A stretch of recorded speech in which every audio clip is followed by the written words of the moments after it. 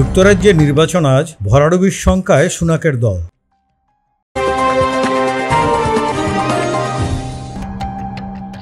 আজ বৃহস্পতিবার যুক্তরাজ্যে হতে যাচ্ছে পার্লামেন্ট নির্বাচন। এবারের নির্বাচনে তুমুল প্রতিদ্বন্দ্বিতার মুখোমুখি হচ্ছে ক্ষমতাসীন কনজারভেটিভ পার্টি এবং বিরোধী লেবার পার্টি। তবে নির্বাচনে কেয়ার স্টারমারের লেবার পার্টি রেকর্ড ভাঙা জয় পেতে যাচ্ছে বলে স্বীকার করেছে দীর্ঘ 14 বছর ক্ষমতা থাকা দল কনজারভেটিভ পার্টি।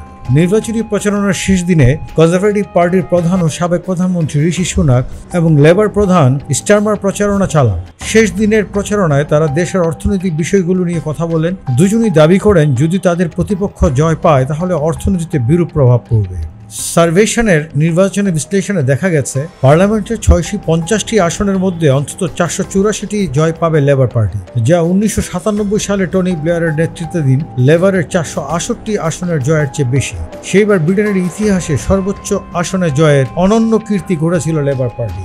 অপরদিকে কনজারভেটিভ পার্টি মাত্র 64টি আসনে জয় পাবে বলে জানিয়েছে সংস্থাটি।